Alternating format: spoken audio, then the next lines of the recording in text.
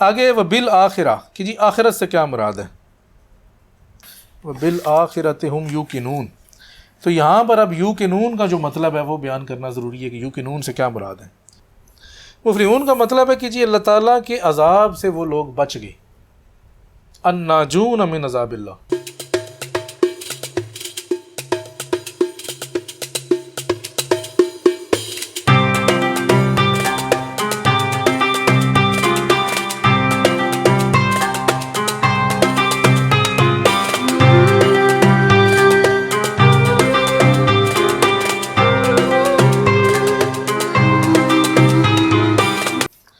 بسم اللہ الرحمن الرحیم. آگے چلتے ہیں. والذین یؤمنون بما انزل الیک وما انزل من قبلک، یہ آیت نمبر 3 ہے سورہ بقرہ کی. ٹھیک ہے جی. والذین یؤمنون بما انزل الیک وما انزل من قبلک. تو شیخ فرما رہے ہیں کہ یؤمنون یہاں پر ہے یصدقون، کہ جو لوگ تصدیق کرتے ہیں جو آپ پر اترا اور جو آپ سے پہلے اترا. جو آپ پہ اترا وہ تو قرآن ہے، یعنی قرآن کی تصدیق کرتے ہیں، اور جو آپ سے پہلے اترا یہ وہ کتابیں اور صحیفے اور شریعتیں ہیں کہ جو اللہ تعالیٰ نے پہلے انبیاء پر اتاری. تو فرما رہے ہیں کہ یہ وہ لوگ ہیں کہ جو ان سب کی تصدیق کرتے ہیں. ٹھیک ہے. آگے آپ قرآن مجید کی آیت لے کے آئیں کہ آمن الرسول بما انزل الیہ من ربہ، کہ رسول ایمان لایا اس پر جو کہ اپنے رب کی طرف سے اس پر اترا. والمؤمنون، اور تمام مؤمنون. کل آمن باللہ و ملائکتہ و کتبہ و رسلہ، کہ یہ سب اللہ پہ ایمان لائے، اس کے فرشتوں پہ ایمان لائے، اس کی کتابوں پہ ایمان لائے، اور اس کے رسولوں پر ایمان لائے. تو کہہ رہے ہیں کہ جی یہاں پر ایمان یہی ہے کہ جس طرح سے اس آیت میں آیا ہے. اس آیت میں کہتے ہیں وہ بھی شامل ہو سکتی ہیں کہ جو اہل کتاب میں سے پہلے تھے اور پھر مسلمان ہوئے، کہ یا ایھا الذین آمنوا آمنوا، کہ اے ایمان والو ایمان لاؤ. تو شیخ کہہ رہے ہیں کہ اہل کتاب میں سے جو پہلے کسی نبی پر ایمان لائے تھے ان کو بھی حکم دیا جا رہا ہے کہ وہ آپ صلی اللہ علیہ وسلم پر ایمان لے کے آئیں، کہ جی جیسے تم حضرت موسیٰ اور حضرت عیسیٰ پر ایمان لائے تھے اسی طرح حضرت محمد صلی اللہ علیہ وسلم پر بھی ایمان لاؤ. پھر آگے لے کے آئیں کہ جی یجدونہ مکتوبا عندہم فی التوراۃ والانجیل، کہ وہ آپ صلی اللہ علیہ وسلم کا نام جو نہیں ہے تورات اور انجیل میں وہ لکھا ہوا دیکھتے ہیں. تو یہ پھر آگے شیخ اس طرح سے لے کے آئیں. اور آخر میں ہے وبالآخرۃ ہم یوقنون، مطلب اسی آیت کی آخر میں ہے جو آیت ہم نے پڑھی تھی وما انزل من قبلک وبالآخرۃ ہم یوقنون. تو یہاں پر اب یوقنون کا جو مطلب ہے وہ بیان کرنا ضروری ہے کہ یوقنون سے کیا مراد ہے. تو شیخ کہتے ہیں کہ یوقنون جو ہے یہ یقن الماء فی الحفر اذا استقر فیہا، کہ اگر کسی گڑھے میں پانی کھڑا ہو تو اس کو کہتے ہیں کہ جی وہ یقن الماء، کہ اس جگہ پہ وہ پانی کھڑا ہو گیا، ثابت ہو گیا پانی. پانی کھڑا ہوا ہے، جا نہیں سکتا نا کہیں، گڑھے میں ہے نا، کیونکہ کہیں ہوگا تو ڈھلوان میں جا سکتا ہے آگے پیچھے. اب ایک جگہ پہ ثابت ہو گیا پانی، گڑھا ہے چاروں طرف سے بند ہے، اس کے اندر پانی ہے. اب وہ یا تو سورج کی وجہ سے اتنی گرمی ہوگی کہ اڑے گا بخارات کی شکل میں بن کے کہیں جا نہیں سکتا، ہوز ٹائپ بن جاتا ہے اس میں پانی کے جا نہیں سکتا. مطلب ایسی جگہ جہاں سے پانی آگے پیچھے نہ جا سکتا، آگے پیچھے نہ جا سکتے، وہاں پر پانی ایک جگہ پہ رک گیا، ثابت ہو گیا ایک جگہ پہ، مستقر ایک جگہ پہ ٹھہر گیا. تو کہتے ہیں کہ جب ایمان بالغیب دل میں ٹھہر جاتا ہے، اور اس میں یہ بھی ہوتا ہے کہ وہ اس کتاب پر بھی ایمان لاتا ہے اور پہلی کتابوں پر بھی ایمان لاتا ہے اور آخرت پر بھی ایمان لاتا ہے، تو پھر ان سب کو موقنین کہا جاتا ہے کہ ان کے دلوں میں ایمان اب ٹھہر گیا، اب کہیں جا نہیں سکتا، نکل نہیں سکتا. مطلب تو یہ یوقنون ہے وہ کیفیت ہے استقرار کی، کہ پکا پکا ادھر پہ جم گیا کہہ لو، یا ٹھہر گیا کہہ لو، یا جو بھی کہہ لو، قائم ہو گیا، اب وہاں سے نکل نہیں سکتا. تو شیخ فرما رہے ہیں کہ یہ جو پچھلی تھی یہ بھی اور آخرت، یہ سب پہ وہ لوگ ایمان سے بھی اگلا یقین کی حد تک آپ کہہ سکتے ہو کہ اتنا یقین ہو گیا کہ اب اس میں گنجائش ہی نہیں رہی شک کی، اس درجے پر ایمان لاتے ہیں. حق الیقین والے. ہاں آگے ہے حق الیقین، تو خیر اگلا درجہ ہوگا، بلکہ یقین تک کہہ لیں. آگے وبالآخرہ کہ جی آخرت سے کیا مراد ہے. کہتے ہیں یہ آخرت سے مراد یا تو یہ ہو سکتا ہے کہ آپ صلی اللہ علیہ وسلم کے دور سے لے کر یوم قیامت تک جتنا بھی دور ہے وہ آخرت ہے، اور اس کے بعد سے لے کر جنت اور جہنم میں داخلے تک، اور اس کے بعد سے لے کر ان میں ہمیشہ تک رہنے تک، یہ ساری کی ساری آخرت ہے.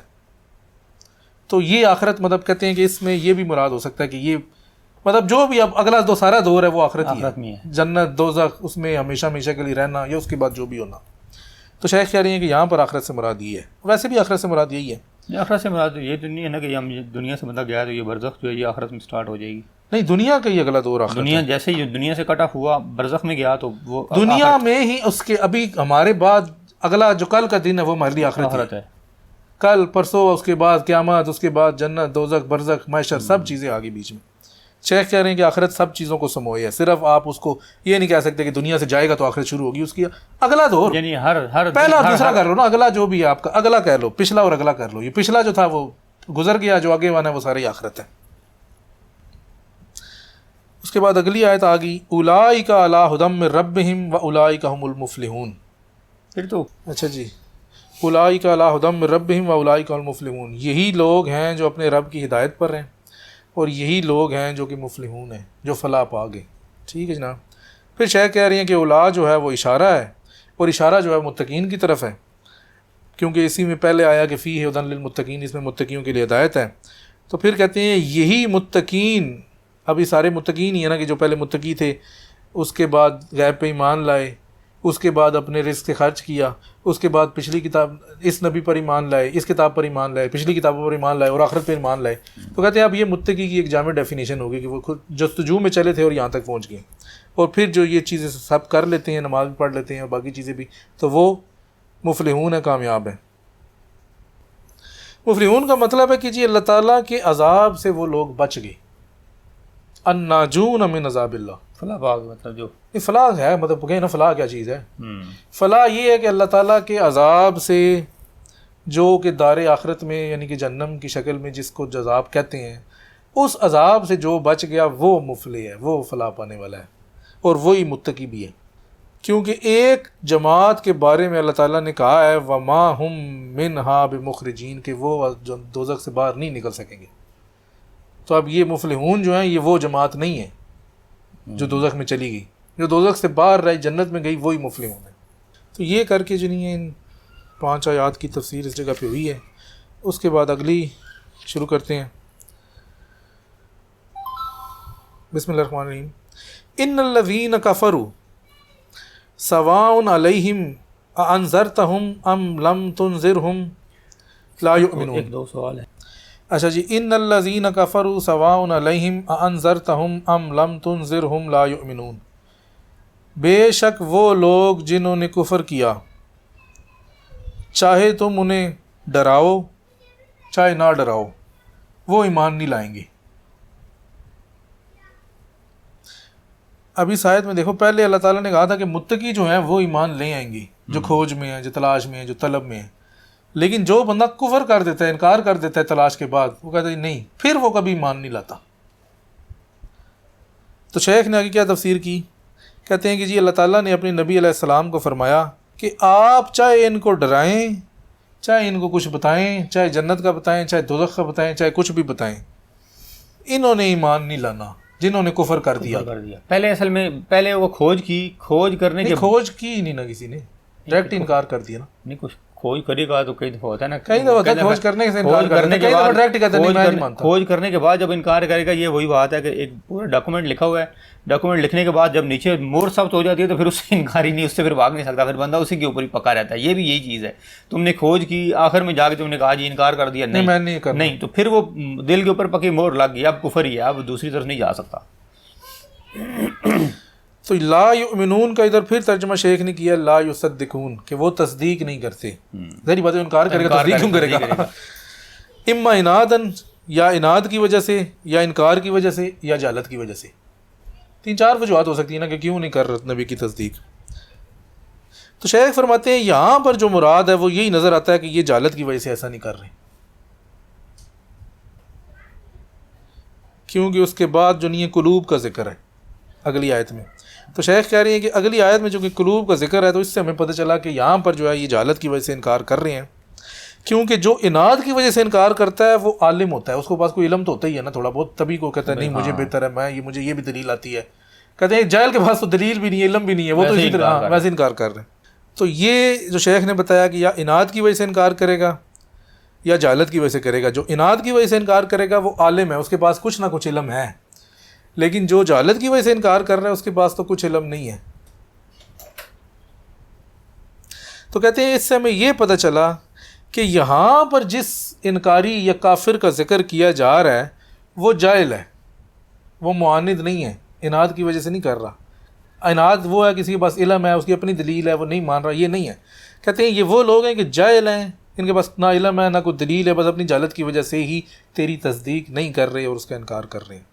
اور تصدیق جو ہے وہ ایک دل کی حالت ہے کہ دل میں اس کو ماننا کہ یار جو بات ہے یہ ٹھیک ہے.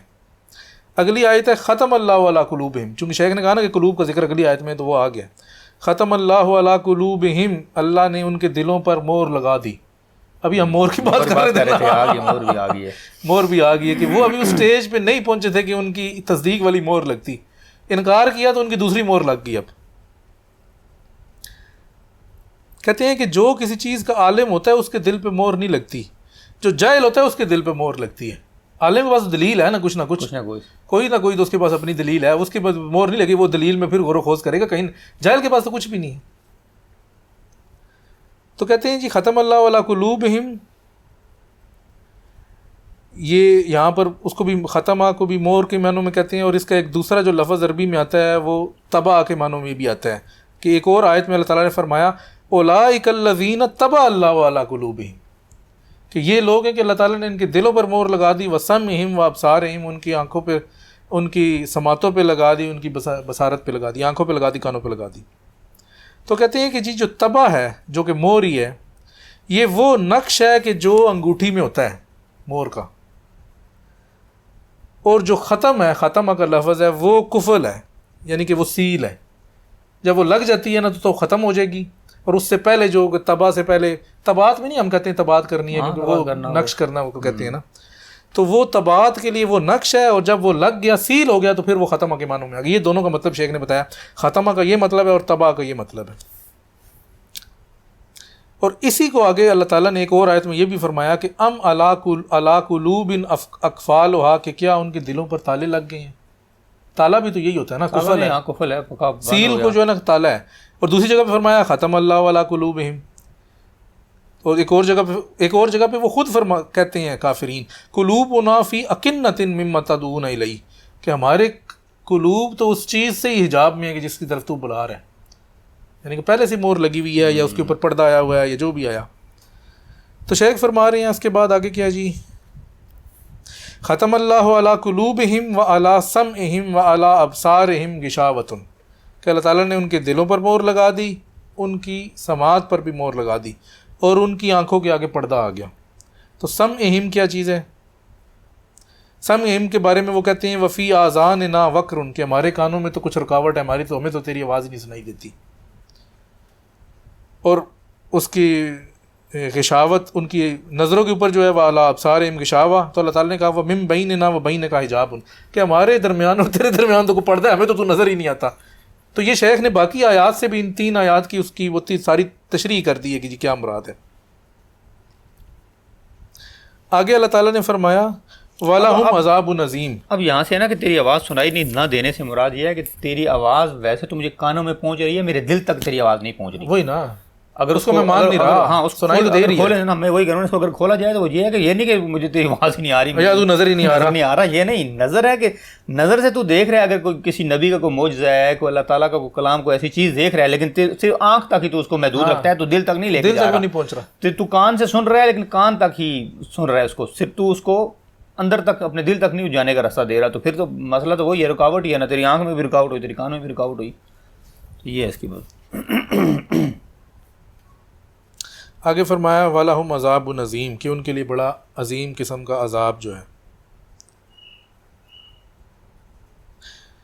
شیخ نے بھی آگے یہی بتایا کہ جو ختم ہے یا جو پردہ ہے، جو سماعت پہ ہے، وہ اس کے اور اس کے دل کے درمیان ہے، اس کے کلام کے درمیان نہیں ہے.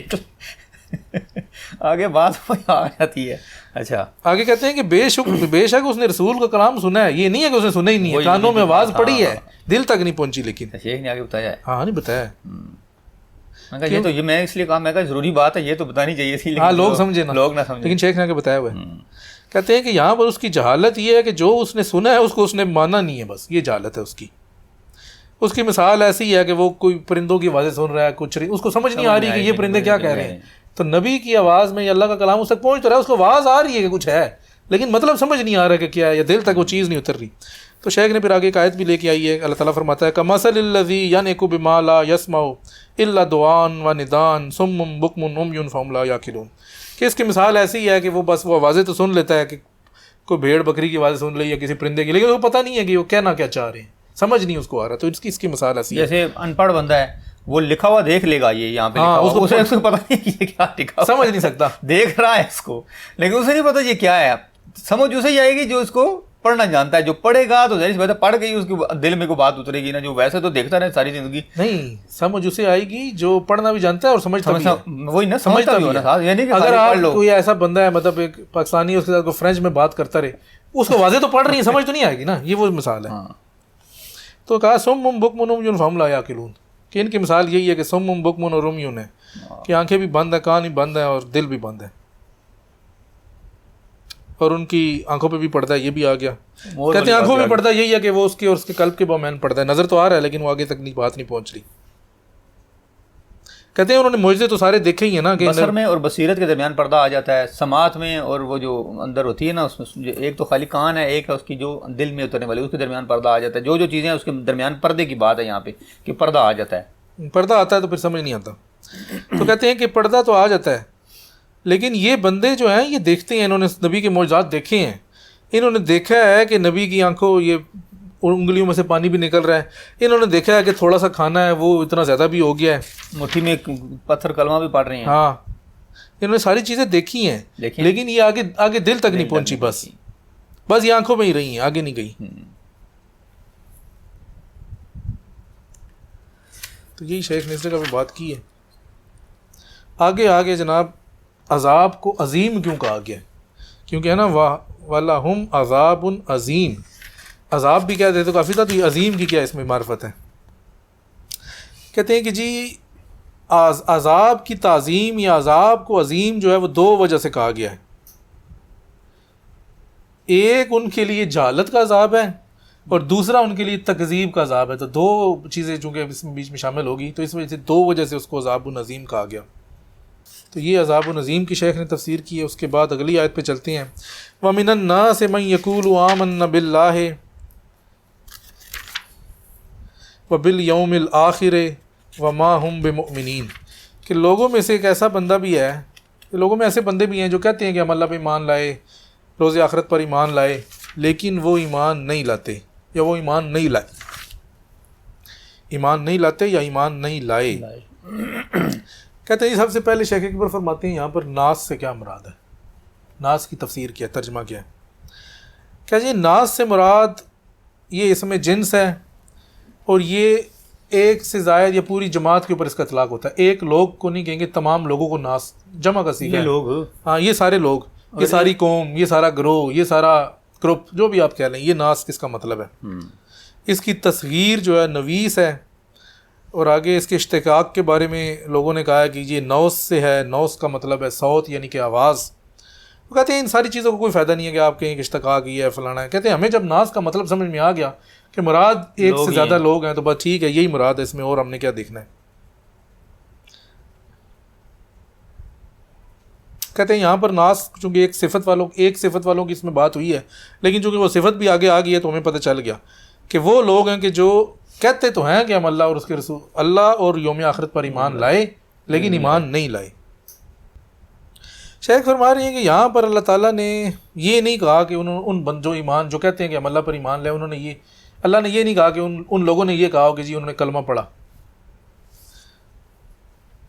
اور نہ ان لوگوں نے یہ کہا کہ یوم آخرت حق ہے.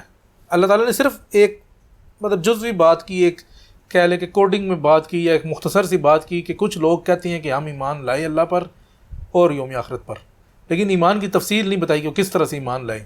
تو شیخ کہتے ہیں کہ جب اللہ نے تفصیل نہیں بتائی تو پھر ہم اس میں تھوڑا بہت اس کو دیکھ سکتے ہیں. کہتے ہیں کہ یہاں پر یہ بھی مراد ہو سکتا ہے کہ وہ لوگ جو اللہ کے وجود پر ایمان لائے اور روز آخرت کے، وہ کہتے ہیں کہ ہم اللہ کے وجود پر ایمان لے آئے اور روز آخرت کے وجود پر ایمان لے آئے. تو اس میں دو گروہ ہو سکتے ہیں، لیکن اللہ تعالیٰ نے ان سے ایمان کی نفی کی ہے، قول میں بھی اور اعتقاد میں بھی، کہ انہوں نے تو کہہ دیا کہ ہم لائے، پر اللہ کہتا ہے کہ تم نہیں لائے. کہتے ہیں کہ اللہ تعالیٰ نے ان سے اللہ پر ایمان کی نفی کی، یعنی کہ اللہ کے وجود پر بھی ایمان تم نہیں لائے، تم کہہ تو رہے ہو کہ ہم لے آئے لیکن تم نہیں لائے۔ تو کہتے ہیں کہ جی ہو سکتا ہے اس سے مراد معطلہ ہوں، اور معطلہ کی بھی دو قسمیں ہیں۔ کہتے ہیں ہو سکتا ہے کہ مراد یہ ہو کہ وہ کسی نے لفظی طور پہ کلمہ پڑھ لیا ہو لیکن وہ ایمان اس کے دل تک نہ پہنچا ہو، یہ بھی مراد ہو سکتی ہے۔ احتمال مطلب مختلف احتمالات ہیں اس آیت کے والے سے۔ شیخ کہہ رہے ہیں کہ یہ سارے احتمالات آپ دیکھ لیں کیونکہ اس میں وہ ساری چیزیں آ جائیں گی۔ پھر آگے بتایا کہ جی جو لوگ اللہ تعالیٰ پر وجود کی حیثیت میں ایمان لاتے ہیں وہ تو مشرکین بھی ہیں، کیونکہ وہ کہتے ہیں اللہ بھی ہے اور باقی بھی ہیں۔ تو اچھا پھر لیکن کہا کہ جی وہ روز آخرت پر ایمان نہیں لاتے، وہ موحدین ہیں، مطلب یہ آگے سب ساری تفصیل چل رہی ہے۔ شیخ فرماتے ہیں کہ اس آیت میں مراد وہی ہیں جو ظاہر سی بات ہے یا جو ان کو سمجھ میں آئی ہے کہ جو اللہ تعالیٰ کے وجود کا اس بات کرتے ہیں، چاہے اس کا توحید کی طرف سے اس بات کریں یا چاہے شرک کی طرف سے، اللہ تعالیٰ کے وجود کو یہ لوگ مانتے ہیں۔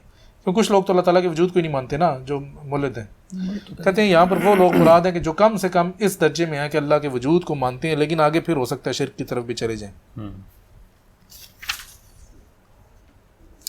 تو ان لوگوں کے بارے میں اللہ تعالیٰ فرماتا ہے یخادعون اللہ والذین آمنوا، کہ یہ لوگ اللہ کو دھوکہ دیتے ہیں اور ایمان والوں کو دھوکہ دیتے ہیں۔ تو شیخ فرما رہی ہیں کہ یہ وہی لوگ ہیں کہ جو اللہ کے صرف وجود پر ایمان لائے، وہ اپنے اس دعوے میں اللہ کے کو دھوکہ دیتے ہیں، کیونکہ وہ ساتھ یہ بھی تو کہتے ہیں نا کہ اللہ کے ساتھ کوئی اور بھی تو معبود ہے نا، کوئی اور بھی تو کسی کو خدا بنا لیے نا، تو اس وجہ سے وہ دھوکہ دیتے ہیں۔ اور ایمان والوں کو اس لیے دھوکہ دیتے ہیں کہ وہ ان کو کہتے ہیں کہ جی دیکھیں ہم بھی تو ایمان لے کے آئے ہیں نا آپ کے ساتھ، آپ ہمیں کیوں کہہ رہے ہیں، ہم تو اللہ کو مانتے ہیں نا۔ منافقین ہی سمجھ، ہاں منافقین تو نہیں، مشرکین اللہ کو تو مانتے ہیں لیکن ساتھ اور شریکوں کو بھی مانتے ہیں، وہ بھی ہیں۔ خدا کے بارے میں کہا کہ یہ یخادعون کا جو لفظ ہے یہ مخدع سے ماخوذ ہے، اور مخدع میرے خیال میں ایک ایسی جگہ کو ہوتا ہے جہاں پر بندہ آپ کوئی پناہ لیتا ہے جا کے۔ تو کہتے ہیں یہ ایسے مقام میں پہنچ گئی ہیں کہ انہوں نے پناہ لینی چاہیے کہ جی تھوڑا ادھر بھی ہوگے تھوڑا ادھر بھی ہوگے، ان کے ساتھ بھی مل گئے ادھر بھی، مطلب اپنی نجات، بات وہ منافقوں والی ہوئی، منافقوں والی بات ہوئی۔ ہاں تو خدا سے شیخ نے کہا کہ انہوں نے اپنی مال و اموال اور اپنی جان کی حفاظت کے لیے جو نہیں ہے کچھ نہ کچھ بیچ کا راستہ اپنانا چاہا، لیکن اصل میں حقیقت میں وہ ایمان نہیں لائے۔ اور پھر کہتے ہیں جی خدا سے یہ بھی ہو سکتا ہے کہ وہ اللہ تعالیٰ سے ہی جاہل ہیں، اور ان کی جہالت یہ بھی ہو سکتی ہے کہ انہوں نے ظاہری طور پر تو کلمہ شہادت پڑھ لیا لیکن اس کی تصدیق نہ کی، جو منافق ہے۔ چونکہ عدم تصدیق ہے اس وجہ سے اس کا ظاہری کلمہ پڑھنے کا بھی کوئی فائدہ نہیں ہے، وہ دل تو مان نہیں رہا۔ آگے فرماتے ہیں کہ وما یخدعون الا انفسهم، یہ خود کو ہی دھوکہ دیتے ہیں، جو اس صورت میں اپنے آپ کو دھوکہ دے رہے ہیں۔ اللہ کو کیا دھوکہ دینا ہے انہوں نے؟ کہتے ہیں یہ جو کہہ رہے ہیں کہ ہم اللہ کو دھوکہ دے رہے ہیں تو وہ بیسیکلی وہ خود کو دھوکہ دے رہے ہیں۔ وما یشعرون، اور اس کی انہیں کوئی خبر نہیں ہے، یعنی ان کو پتہ ہی نہیں ہے کہ جو یہ سمجھ رہے تھے کہ ہم دیکھو بیچ بیچ کی راہ اپنائیں گے اور یہ کریں گے تو ہم شاید اللہ کو دھوکہ دیں گے، ان کو خبر ہی نہیں ہے کہ وہ تو خود کو اپنے آپ کو دھوکہ دے رہے ہیں۔ آگے شیخ نے خدا کے اوپر وہ لمبی تفصیلی بحث کی ہے، اس کو دیکھا ہے کہ لغوی طور پر اس میں کیا ہے اور وہ کیا ہے۔ تو یہاں پر یہ میرے خیال میں 9 آیات جو ہیں وہ ختم ہوئی ہیں، تو ابھی تھوڑا سا وقفہ کرتے ہیں اور دیکھتے ہیں اگر ٹائم ہے تو آگے چلتے ہیں، نہیں تو پھر یہیں پر آج کی نشست کو برخاست کرتے ہیں۔ 21 ہونے ابھی۔